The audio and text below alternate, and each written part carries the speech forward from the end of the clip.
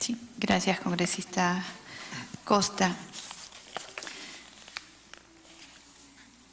Señor Hidalgo, ustedes como comisión de evaluación, conforme está así señalado en el informe de fecha 27 de junio, ¿sí?, indican que los consorcios Gasoducto Peruano del Sur y Gasoducto Sur Peruano presentan toda la documentación, conforme, ¿verdad?, en todos los aspectos que evaluaron. Y esta situación la trasladan al Comité de Proinversión. ¿No solicitaron los miembros de dicho comité alguna aclaración respecto al informe alcanzado? ¿Les pidieron que aclararan algo con respecto a su informe? Si ustedes dicen conforme en todo, ¿les preguntaron o pidieron algún informe adicional? No, señora presidenta. Es que el comité solicitó la subsanación del consorcio Gasoducto Peruano del Sur y luego lo descalificó. ¿No es cierto? Sí, el comité Pro Seguridad Energética. Así es, el comité. Habla del comité. Usted integraba la comisión de evaluación. Es correcto. Y ellos no les pidieron en ningún momento ningún tipo de evaluación, de opinión. No, lo que pasa es que la comisión de evaluación de los sobres 1 y 2 tenía unas funciones específicas, que era revisar el sobre, o sea, el contenido del sobre número 1 y el contenido del sobre número 2. Correcto, entonces, sí, ya lo he expuesto, está bien y lo hemos comprendido. Entonces, ustedes leyeron conforme, porque cumplían con todo lo que estaba establecido. Es correcto, tomamos conocimiento de la carta que había llegado, porque el jefe de proyectos, que también era la comisión, y eso figura en el informe, ¿no?, dejamos sentado de que habíamos tomado conocimiento de esta carta que había llegado 8 minutos antes de las 11 de la mañana, pero al conversar los tres dijimos, nosotros no podemos pronunciarnos al respecto porque esta carta no ha estado dentro del sobre. Entonces, no podemos... ¿La carta modificaba la propuesta técnica o la propuesta económica, la oferta técnica o la oferta económica? La oferta...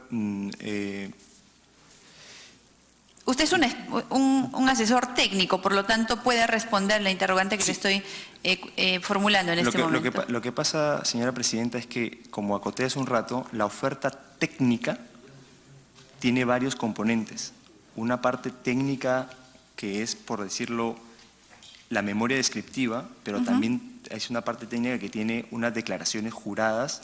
Le pregunto por la parte técnica, no por las declaraciones juradas de la composición. Yo le estoy preguntando si la carta, de la cual ustedes tomaron conocimiento e informaron al comité, modificaba la oferta técnica en el aspecto técnico fundamentalmente, o la oferta económica, si el proyecto se podría haber visto perjudicado técnica o económicamente en cuanto a su propuesta, si es que por el contenido de esa carta.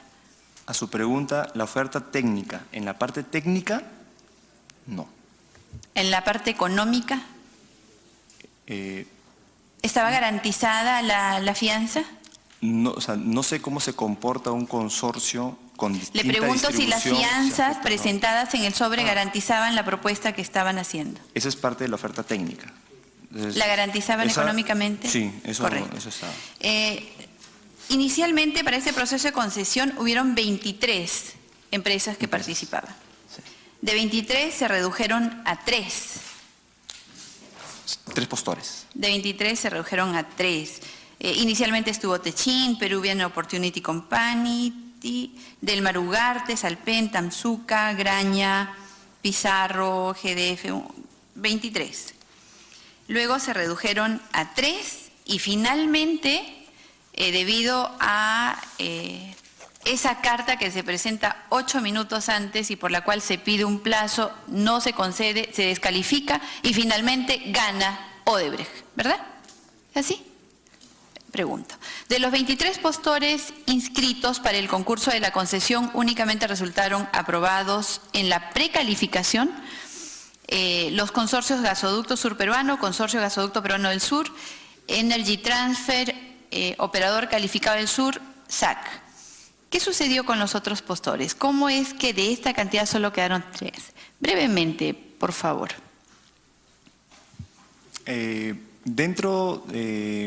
Por lo que le he escuchado ahorita, pues no tengo la relación a la mano, distintas empresas de las que usted menciona, algunas son inversionistas.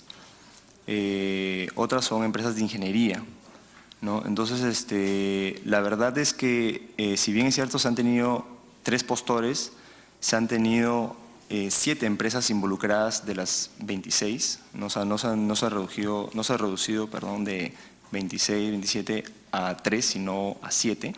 Y algunas de las otras han sido asesores legales, otros son de ingeniería, otros son o sea, ¿Se presentaron como postores y luego terminaron siendo asesores legales? ¿Así es? No de ingeniería. O sea, ellos lo que pasa es que todos los que usted ha mencionado son empresas que han comprado el derecho de participación, dígase el derecho a que se les envíen las bases del concurso. Al momento de que ya se llega a la fecha para poder ya calificar a los postores, nosotros solamente recibimos a 3 grupos, por así decirlo, que son los únicos que se presentan. Los 3, de los cuales 2 cumplieron con todos los requisitos de acuerdo al informe que ustedes hicieron. No. Dieron conforme. Correcto, los 3 cumplen, pasan el sobre número 1, pasan los 3. Pasa Energy Transfer, pasa Gasoducto Sur Peruano y Gasoducto Peruano del Sur. Los 3 quedan hábiles para presentar su sobre 2 y sobre 3. Al momento del acto público, se pregunta si está Gasoducto del Sur, se paran, se pregunta si está Sur Peruano, se paran, se pregunta si está Energy Transfer, se para el representante de Energy Transfer y posteriormente se les invita a entregar sus sobres, pero solamente se presentan los 2 primeros. ¿Los plazos fueron los adecuados? No quedó claro si usted decía si los plazos en este proceso fueron los adecuados o si se debieron ampliar. Del proceso de promoción de la inversión privada.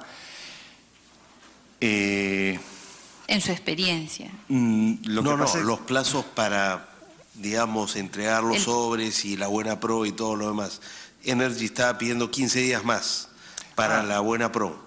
No podría precisar porque yo no había participado antes. No le pregunto que precise, sino si a usted en su experiencia, dada la dimensión y estando calificando, evaluando los sobres, ¿le pareció adecuado que no se concediera un plazo adicional? ¿No habría mejorado el concurso ideal, que es finalmente lo que busca el Estado peruano en sus procesos? Sí. No, yo entiendo que si es que se daba un poco más de plazo, probablemente hubiese podido llegar hasta un nuevo postor. O sea, muchas cosas pueden pasar si es que se amplía el plazo. ¿Usted notó que había presión para no conceder plazos? ¿Presión para no conceder los plazos? Para no ampliar 15 días. Nosotros, lo que teníamos era un programa, un cronograma que se tenía que cumplir. ¿Había presión para cumplir ese cronograma? Yo particularmente no sentí presión. Del jefe de proyectos, lo que se me pedía a mí era evaluar el informe técnico número 2 de Wood Mackenzie, evaluar el monto toda la parte técnica, hacerlo de manera correcta y lo más rápido posible. Pero le pidieron que lo haga lo más rápido posible. Dentro de los plazos para poder cumplir el cronograma. ¿Quién le exigía el cumplimiento de plazos dentro del cronograma? En todo caso, ¿quién se lo recordaba? El jefe de proyecto, que era mi jefe directo. Señor Sánchez Torino. Correcto. Este mismo señor, quien también fue miembro del comité de evaluación, ¿no es cierto?, de los sobres 1 y 2, indicó que los postores se reunían con los miembros del comité pro seguridad. ¿También se reunían con la comisión? No. Bueno, al momento de entregar el sobre y nada más, al momento de entregar el sobre. Porque después ya la respuesta se enviaba por una carta. Solamente la comisión de evaluación solo se reunió con las empresas que postulaban al momento que ellos se acercaron a Proinversión a entregar sus requisitos técnicos, financieros y legales. En ese fue el único momento que como comisión los recibíamos se hacía un acta, que acá las tengo, las 3 actas, ¿no?, en presencia del notario público, ¿no? El notario visaba todos los documentos que se recibían en el momento y después de que el notario recién sellaba todo, recién nosotros podíamos ya coger los documentos para revisar hoja por hoja el cumplimiento de los requisitos. Como asesor técnico, le pregunto, el Ministerio de Energía y Minas sugería requerimientos para una petroquímica. ¿Lo recuerda? Sí, correcto. ¿En qué medida Proinversión acató esa solicitud? Se hizo un análisis, se pidió una evaluación para poder determinar si es que era viable una petroquímica, y los estudios que se realizaron, si mal no me equivoco, de Wood Mackenzie, determinaron de que no había la cantidad suficiente de líquidos a futuro como para poder solventar una petroquímica. No, o sea, para poder solventar un ducto paralelo hasta la zona sur del país para poder generar una petroquímica de etano. Respecto al traslado del etano en el transporte del gas, ¿qué tan importante era esto para el proyecto de concesión? Para el proyecto, bueno, el etano es un componente que tiene el gas de Camisea al 8%. Entonces, de por sí, hoy el gas que va de Camisea a Lima y se quema en las centrales térmicas de Chilca tiene etano. Y el mismo gas que salía de esos lotes que iba a ir hacia el sur también tenía etano. El componente de extraer el etano o sacar etano de otro lado para transportarlo de manera independiente como líquido, no lo sé, o sea, a lo que favoreciera una petroquímica en el sur, ¿no? Una petroquímica de etano, ¿no? Porque hoy hay la posibilidad de hacer una petroquímica de metano, que es el gas, ¿no? Sin embargo, y acá es importante esto, el Ministerio de Energía y Minas sugiere se incluya incentivar en el contrato de concesión del gasoducto a través del equipo técnico de Proinversión, desarrollar la industria petroquímica en el sur del país, como lo acabamos de decir, a través del transporte de líquidos de gas natural. Y entonces, ¿por qué cree usted que no se incluyó dicha recomendación? Se incluyó de una forma. Se dejó la puerta abierta para que el inversionista evaluara, porque en el país… A ver, dejar la puerta abierta para que el inversionista evaluara es realmente lo que se buscaba, o sea, con dejar la puerta abierta ya se aseguraba el desarrollo de la petroquímica. De acuerdo a la normativa peruana vigente, el gas natural y los líquidos se manejan de dos maneras distintas. El gas natural se maneja de una forma regulada y los líquidos se manejan de manera libre. Entonces, los líquidos, lo que se hace es una negociación entre privados, y si es que hay una rentabilidad de por medio, se va hacia adelante el proyecto. Entonces, lo que se dejó en las bases y en el contrato es que el concesionario de este proyecto de Mejora de la Seguridad Energética y Desarrollo del Gasoducto Surperuano, si es que encontraba el nicho para hacerlo, podía presentar esa iniciativa y no iba a tener problemas para poder ser aceptada, siempre y cuando él encontraba las reservas de líquido de gas natural y la demanda en el otro extremo. O sea, si es que ellos hacían esa evaluación económica y les salía de que era sostenible ese ducto, porque en los estudios que Proinversión hizo no era sostenible, entonces podían incorporarse a la concesión. Siempre en condicional, ¿no? La puerta abierta. Es correcto. El informe técnico 20-2014, DPI/SDGP, 20. Aprobación de modificaciones no sustanciales a las bases del concurso de proyectos integrales para la entrega en concesión al sector privado del proyecto que ha sido suscrito por usted. Okay. ¿Lo recuerda? Sobre este informe, aparte de la documentación presentada en cuanto a la acreditación de la experiencia de los postores, ¿no consideró usted que la sola presentación de documentos, sin que se le otorgue un puntaje por años o especialidad en la experiencia, fueran un motivo para determinar mejor los intereses del Estado? La metodología de evaluación que se utilizaba no pasaba por mi decisión, ¿no?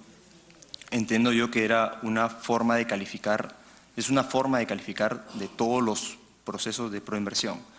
que es una primera etapa en la cual se verifica si los postores pasan y determinan.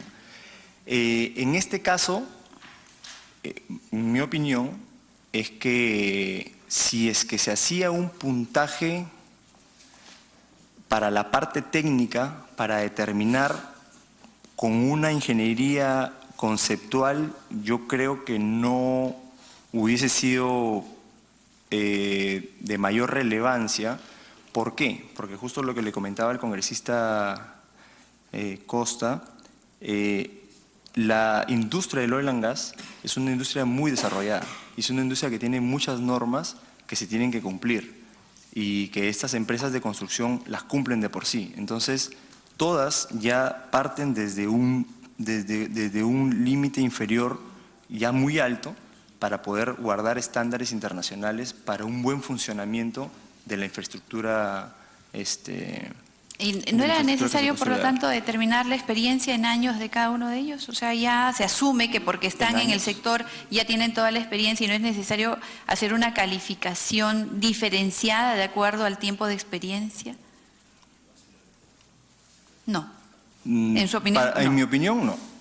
En mi opinión, no. Yo creo que las 6 empresas que se evaluaron como operadores calificaron, porque si bien es cierto, habían 3, se calificaron a los 4 integrantes de un consorcio, a Enagas y a Energy Transfer, y los 6 eran empresas muy grandes, con mucha experiencia, y no sabría decir quién es mejor que la otra en construcción y operación de ductos, de los operadores calificados. De los operadores calificados, correcto. Y además de eso, todos cumplían con los requisitos establecidos. Ustedes evaluaron, dieron conforme.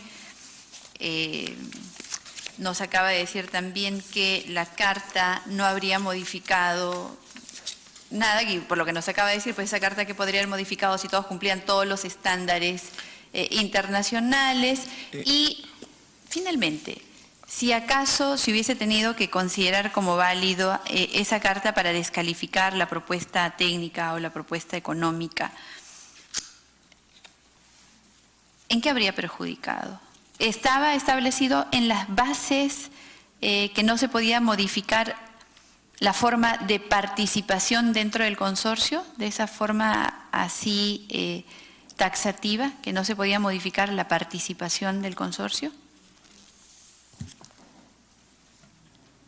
Señora Presidenta, lo que yo entiendo, porque al final quienes determinaron un poco esto fueron obviamente la asesoría legal, 2 estudios de abogados que brindaron su opinión, pero desde mi perspectiva técnica, lo que pasó fue que las bases, que sí las había leído, indicaban de que en cualquier momento el comité podía descalificar a una empresa que faltase a la verdad.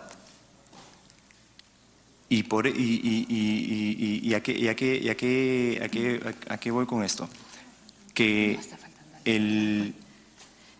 ¿podría decir qué significa faltar a la verdad en este caso concreto? O sea, modificar tu porcentaje de participación e informarlo por escrito, ¿significa faltar a la verdad? El sobre número 1, que es algo que se tiene que tener en cuenta, el sobre número 1 contiene una declaración jurada en la cual se indica cuál es la composición del consorcio, tanto en cantidad como en porcentajes. Posteriormente, en el sobre número 2, no en la parte técnica, sino en la parte administrativa, el mismo postor ratifica que los documentos presentados en el sobre número 1, es decir, la declaración jurada que indica que cada uno tiene 25%, se va a mantener hasta la firma del contrato. Sin embargo, llega un documento firmado por el representante legal del consorcio. Sí, eso ya nos ha dicho varias veces, ¿no? Por eso le pregunto si es que esta disposición de no poder cambiar el porcentaje de participación estaba expresamente señalado en las bases. No le pido que me explique todas las circunstancias, no, La pregunta No. es específica. ¿Estaba señalado en las bases que no se podía cambiar el porcentaje de participación en la conformación del consorcio? ¿Sí o no? No. Gracias. ¿Algún otro congresista desea hacer uso de la palabra? Congresista Marisol Espinosa. Muchas gracias. La Comisión de Evaluación presenta un informe el 27 de junio del 2014, donde señala que el postor ha acreditado debidamente los requisitos exigidos en las bases actualizadas. ¿Por qué este aspecto no fue considerado por el Comité Pro Seguridad Energética y se descalifica al Consorcio Gasoducto Peruano del Sur? Entiendo yo que ellos evalúan, y esto ya es, entiendo yo, porque la verdad es que no sé cómo habrá evaluado el comité, pero el comité toma nuestro informe de la comisión evaluadora, en la cual determina que todos los documentos están ok. O sea, todo el listado de documentos cumplen, tanto en cantidad como en calidad, con lo determinado. Y eso es lo que nosotros trasladamos directamente a la comisión. Entiendo yo que la comisión evalúa cómo es que esta carta, que está fuera del sobre, contradice alguno de los documentos que están dentro de estos sobres. Entiendo yo que por ahí ha ido el análisis para poder tomar la decisión que tomaron finalmente, ¿no? Pero no sabría decirle por qué no es que no… O sea, bueno, tienen que haber tomado en cuenta nuestro documento, porque así es la única forma que pueden haber calificado al otro, ¿no? O sea, tomando nuestra recomendación de que todos sus documentos están conformes. ¿Ustedes fueron conscientes durante la evaluación? Usted ha señalado que de 23 postores que se presentaron, al final terminan presentándose 3 y de los 3, 2. ¿Ustedes eran conscientes de que el primer reto de los postores era superar los plazos ajustados, que junto a la complejidad del contrato hizo que la mayoría de los posibles postores desistiera? ¿Desistiera por qué? Porque la primera versión del contrato fue publicada el 24 de febrero del 2014. La adjudicación fue el 30 de junio del 2014. O sea, promedio 4 meses, cuando en general la tabla mínima indicaba para este tipo de, por la complejidad de la ingeniería, por la complejidad del contrato, por un promedio de 1 año. ¿Ustedes eran conscientes que Odebrecht o Kuntur tenía una ventaja competitiva frente a los otros postores? Sí, yo era consciente de que esta empresa tenía una ventaja porque venía de tener una concesión similar. Desde ahí ellos ya tenían un conocimiento de la zona, de ingeniería, o sea, iban un paso adelante de cualquier empresa que se quisiera presentar, ¿no? Perfecto. Iban, como usted ha señalado, efectivamente iban un paso adelante. Pero además el contrato premiaba la culminación anticipada de las obras. El único que podía acceder a ese beneficio era Odebrecht, lo cual ponía en ventaja clara respecto a los demás postores. Y además, bueno, como usted ha señalado y todos conocíamos, era dueño del proyecto Kuntur, quien tenía la obligación desde hace 6 años construir el proyecto, por lo que ya contaba con casi todos los permisos, incluyendo el estudio de impacto ambiental. Y Presidenta, me solicita una interrupción el congresista Gino Costa. Congresista Costa. Gracias, perdone la interrupción, pero como estábamos en este tema, usted lo que dice sobre Odebrecht y ha sido manifestado acá por varios de nuestros invitados en el sentido de que Odebrecht, por su vinculación al proyecto Kuntur, tenía una clara ventaja sobre los otros. Pero usted hace un momento dijo que Energy Transfer, no sé si fue usted o el invitado que estuvo antes suyo, que Energy Transfer también había estado vinculado de alguna manera al proyecto y lo dejamos pasar. Me parece que es el momento como para que usted precise y desarrolle un poquito más esa idea, qué tipo de vinculación había tenido Energy Transfer con este proyecto, que también le da de alguna manera un conocimiento previo como el que tenía Odebrecht, o no se puede hacer. ¿A qué se refería en todo caso? No, ellos, señora Presidenta, no desconozco bajo qué circunstancia ellos desarrollan una ingeniería y una traza. Pero lo cierto es que cuando Foster Wheeler hace el análisis del recorrido por el cual debería conceptualmente pasar el gasoducto, ellos toman información pasada de proyectos que se hayan desarrollado similares. Y una de las trazas que ellos analizan para ver si es viable es la de Energy Transfer. Ahora, la verdad es que desconozco por qué es que Energy Transfer en algún momento quizás tenía una iniciativa privada también en algún momento, pero pasa por otras zonas, o sea, llega al sur, pero llega por otro camino, ¿no? Entonces, sí, efectivamente, nosotros teníamos muchas esperanzas en Energy Transfer, porque si bien es cierto, era una empresa que se registró no en una temprana, o sea, como todos los demás, pero sabíamos que por lo menos tenían conocimiento de eso, entonces ya conocían un poco de esto y podían llegar a poner un sobre, ¿no? Entonces, o sea, una oferta técnica económica. Pero sí, efectivamente, o sea, también tenía conocimiento. ¿En qué profundidad? No sabría decirlo, ¿no? O sea, Puedo repreguntar, pero para concursar, digamos, el mismo ejercicio de haber hecho una traza tendrían que haberlo hecho todos, necesariamente. Sí, definitivamente. O sea, todos los postores tienen que haber contratado empresas de ingeniería para poder, si no, no pueden poner un número en su sobre económico. O sea, el sobre económico es cuánto te cuesta la construcción, la operación, el mantenimiento. O sea, entonces tienen que asesorarse definitivamente en firmas de ingeniería que le hagan una ingeniería conceptual o incluso llegar a una ingeniería, o sea, la ingeniería más profunda que puedan para poder afinar su número lo mejor que puedan. O sea, obviamente que cualquier postor quisiera tener todo el tiempo posible para poder llegar hasta la ingeniería que mayor, obviamente que significa un costo alto y si pierdes, o sea, pierdes esa plata, ¿no? O sea, porque con esto termino. Los estudios de Foster y de Wood Mackenzie, esos son estudios que, digamos, cuya publicidad el Estado se reserva o comparte con los postores. No, toda la información, se crea un data room.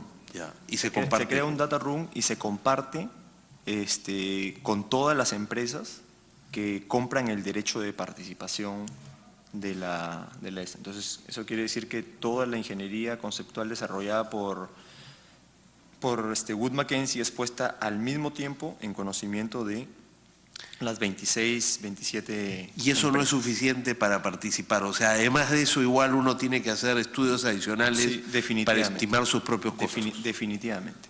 Gracias. Gracias, congresista Costa. Congresista Marisol Espinosa. Gracias, presidenta. Y otra de las cosas que también destaca es que los plazos del contrato ni siquiera respetaban los plazos establecidos por la consultora Wood Mackenzie. Adicionalmente, el único que podía cumplir este tipo de plazos era Odebrecht, y esta situación también se reflejaba en el premio que se otorgaba. Si es que había culminación de obras anticipadas, la empresa que tuviera a cargo la obra tenía un premio económico. Entonces podemos señalar, los requisitos de precalificación no guardaban relación con la magnitud del proyecto. ¿Se bajó la valla para permitir la participación de Odebrecht? No, porque Odebrecht no calificó. Quien calificó era Enagás. O sea, el operador calificado de ese consorcio es Enagás. O sea, quien da la calificación del consorcio es Enagás. O sea, los documentos que yo reviso son de ductos de España, con los cuales Enagás sustenta su capacidad operativa y constructiva. No Odebrecht. Sí, congresista Espinosa, terminó. Sí, una pregunta más, congresista Espinosa. Sí. Usted ha sido asesor técnico de Proinversión durante el periodo septiembre de 2013 al 2015. Durante ese periodo o en años anteriores prestó servicios a empresas constructoras investigadas por la comisión. No, mi experiencia es en Petroperú y Proinversión y actualmente nuevamente en Petroperú. Ok, muchas gracias. Más su empresa de transportes, de la cual le pediría una precisión final. ¿Cuál era la ruta de sus camiones? Lima-Tumbes. ¿Solamente esa ruta? ¿Nunca tuvieron, usando su empresa?